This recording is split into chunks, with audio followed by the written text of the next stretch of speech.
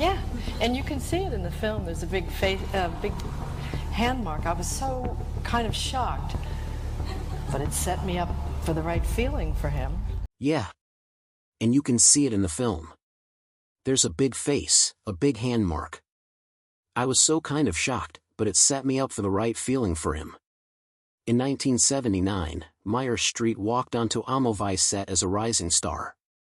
She left as a broken woman who would never speak to her co-star again. During filming, something happened that she kept secret for 40 years. It wasn't just method acting gone wrong. It was something much darker. In 2018, she finally broke her silence about what Dustin Hoffman did to her. The truth shocked Hollywood. It involved her dead boyfriend's name, Flying Glass, and a slap that changed everything. What happened on that set explains why she refuses to work with him ever again. She was born Mary Louise Street on June 22, 1949 in Summit, New Jersey. Her mother, Mary Wilkinson Street, was a commercial artist who worked for a local paper, always sketching and bringing that creative spark into their home. Her father, Harry William Street, Jr., worked in pharmaceuticals, a stable, middle-class job in a corporate world that didn't leave much room for wild dreams. He made up the nickname Meryl himself. Just something playful, a blend of her names. She was named after her mother, her grandmother, and a close friend of the family named Louise Buckman. That quiet mix of tradition and imagination sat in their house in Basking Ridge, where Mariel grew up with 2 younger brothers and plenty of freedom to imagine. Her younger brothers, Harry William Street III and Dana David Street, were born in 1953 and would both become actors, too. Dana married Mary Beth Simon in 1977, tying the Street family to U.S. political history through her father, Treasury Secretary William Simon. It was a household full of art and odd turns where their mother cheered on anything creative and their father quietly supported whatever path they took. It wasn't loud encouragement. It was just understood that if you were good at something, you followed it. At 12, Mariel started traveling from New Jersey to New York City for opera lessons with Estelle Liebing, one of the most respected voice teachers of the 20th century. Liebing had taught 78 Met Opera stars and toured with John Philip Sousa in the early 1900s. Mariel had a strong coloratura voice and learned to breathe from her back and open her chest in 3 dimensions. But she didn't love opera. She loved boys, cheerleading, and the way school felt alive. Singing in languages she didn't understand just made her feel hollow. After 4 years of lessons, she quit. She later said she learned something important then. Never pretend to feel something. Only do what you can feel through.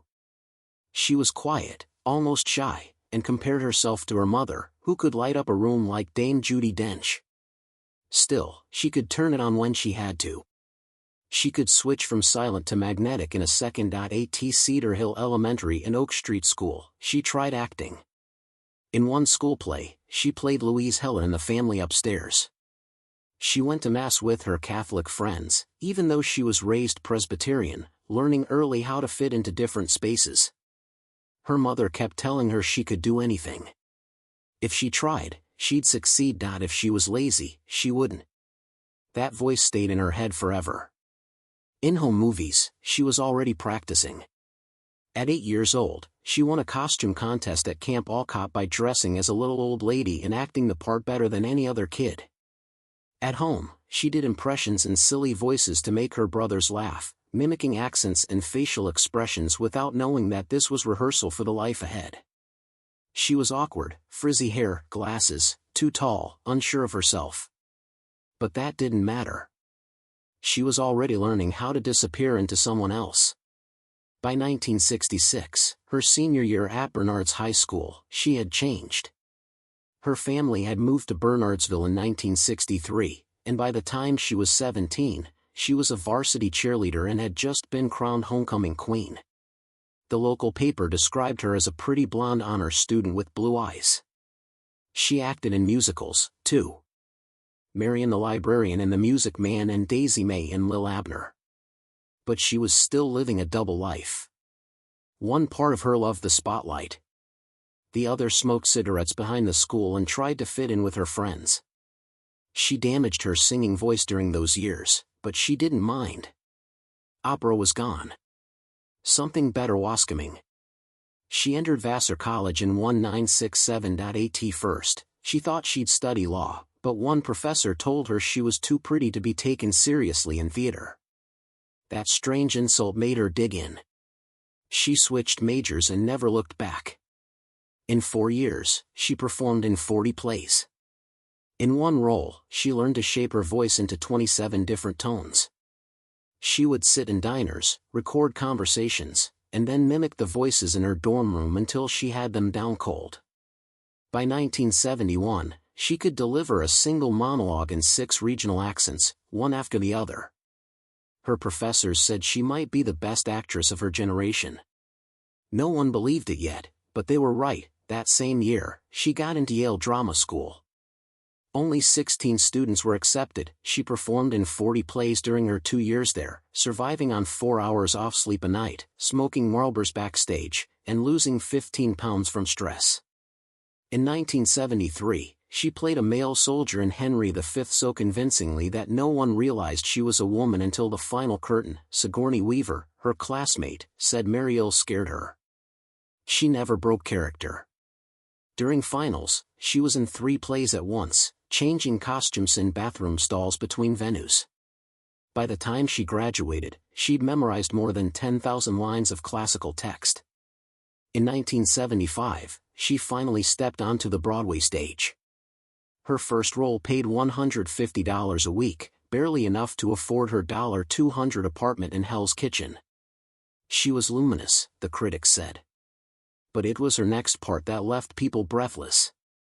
In 1976, she played a sexually abused Southern woman in 27 Wagons Full of Cotton. Tennessee Williams came to see it 3 times and told her she understood the South better than any Yankee ever had. She gained 20 pounds for the role and nailed a thick Mississippi accent by spending 2 weeks talking to truckers in Alabama. For all 8 weeks of the run, she stayed in character, never dropping the voice, even at parties. From 1974 to 1976, she also worked off-Broadway in productions like The Cherry Orchard and Measure for Measure in Central Park. She earned $200 a week and acted through thunderstorms, helicopters, and heat. One night in 1975, a downpour soaked her mid-scene, but she kept going. A critic called it the most electric moment of the decade. She waited tables at O'Neill's until 2 a.m. and showed up at 9 a.m. for rehearsals. She once fell asleep standing up during a costume fitting, but she never quit. In 1977, her whole world shifted. She made her film debut in Julia.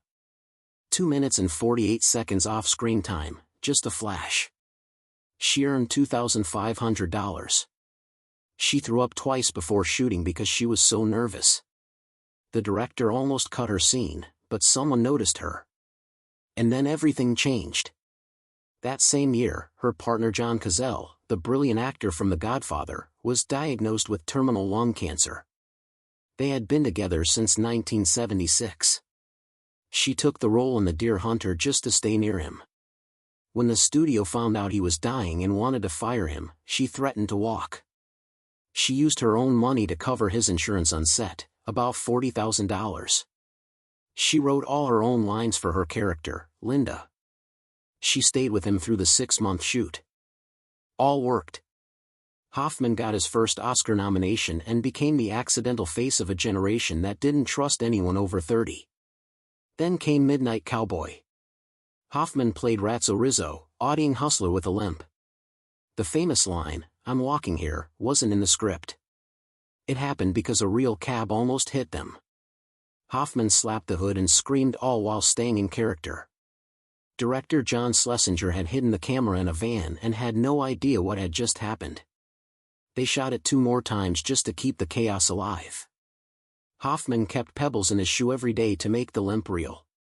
In Little Big Man, he aged from 17 to 121. The makeup took 5 hours a day.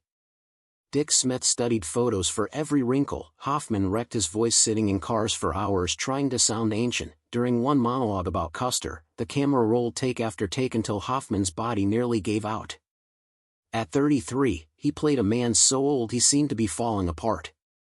Then came Straw Dogs. Hoffman played a quiet mathematician who gets pushed too far. The violence in the film broke him. Director Sam Peckinpah wanted raw emotion and Hoffman gave it, but it came at a cost. He argued hard to recast the lead actress, worried the story was veering into exploitation. He was a pacifist, forced to act out Amon's descent into rage. The home invasion, the rape scenes, it all felt too real. But it stuck. The film stirred outrage and earned awards. By 1974, he transformed again. This time into Lenny Bruce. He dropped 15 pounds. Lived like a ghost. There's a 10-minute scene where he wears only a raincoat and one sock. Rambling, broken, wired on drugs. One take. Critics called it one of the greatest scenes ever filmed. Every line about censorship and death rang too loud to ignore. Hoffman got his third Oscar nomination. Director Bob Fsy shot it all in black and white. It looked like death. Then came All the President's Men, Hoffman and Redford digging into Watergate. He chain smoked through scenes bathed in ugly fluorescent lights to match the mood of paranoia and exhaustion. The typewriters clacked and stopped. Extras whispered in the background. Redford and Hoffman sat facing each other at odd angles. A subtle way to show how much they clashed before they learned to work together. The film won awards. It got archived for being culturally and historically important. But Hoffman didn't care about labels. He was chasing something deeper. For Marathon Man, he lost 15 more pounds. Ran half a mile before each taquito look out of breath. Let them hold him underwater during torture scenes until gasped for oxygen. When Laurence Olivier found out Hoffman stayed awake for 72 hours just to look tired, he shook his head and said, "Try acting, dear boy. It's much easier." In Straight Time, he played an ex-convict so convincingly it scared his own cast. The source material came from Edward Bunker, a real ex-con who spent time in San Quentin. They worked together closely. Hoffman lived as if he were on parole for 6 months, watching the way men like that moved, talked, flinched. He even helped direct parts of the film, brushing aside the actual director's authority. Co-star Harry Dean Stanton admitted one improvised robbery scene left him shaken. Then came Agatha, the film about Agatha Christie's missing days. Hoffman played a journalist and turned the set upside down. He demanded rewrite after rewrite, stalling the shoot for weeks. Vanessa Redgrave lost patience. Scenes changed, characters shrank. The original writer, Kathleen T. Nan, felt heartbroken. The film came out in 1979 after over a year off chaos. It only got 1 Oscar nomination for costumes. That same year, Hoffman married again. Lisa got they had 4 children. Jacob was born in March 1981, but nearly didn't make it. His lungs were underdeveloped. Hoffman sat in the hospital, scared out of his mind. They stayed together through it all. Lisa brought calm, but Hoffman's acting style kept shaking the ground under their feet. On the set of Tootsie, director Sidney Pollack said he'd give up his Oscar just to get back the 9 months of torment Hoffman caused him. Terry Garr called him controlling. He couldn't turn it off. He lived inside every role. By 1979, he was 42 and had pulled in $50 million at the box office from the past decade. He'd built a mountain from scratch. But behind every hit, people whispered about how hard he was to work with, how he'd push extras, demand breakdowns, chase the perfect tape, no matter what it cost. In 1978, the cameras rolled in New York City as Kramer vs. Kramer began production with an $8 million budget and a script adapted from Avery Corman's 1977 novel. At first, Dustin Hoffman wanted nothing to do with it. He was in the middle of his own painful divorce and had almost sworn off film altogether, thinking of going back to the stage. James Caan said no. Al Pacino said no. Jon Voight turned it down, too. Only while filming Agatha in London did Hoffman finally agree to take the role, meeting with the director, Robert Benton, in a hotel room. Once in, he went all in. He demanded real New York apartments instead of film sets and added so many rewrites and personal moments from his own life that Benton offered him co-writing credit, which Hoffman turned down. His scenes with the boy, Justin Henry, didn't follow any script. The child was just 7 years old and had never acted before. He was cast after a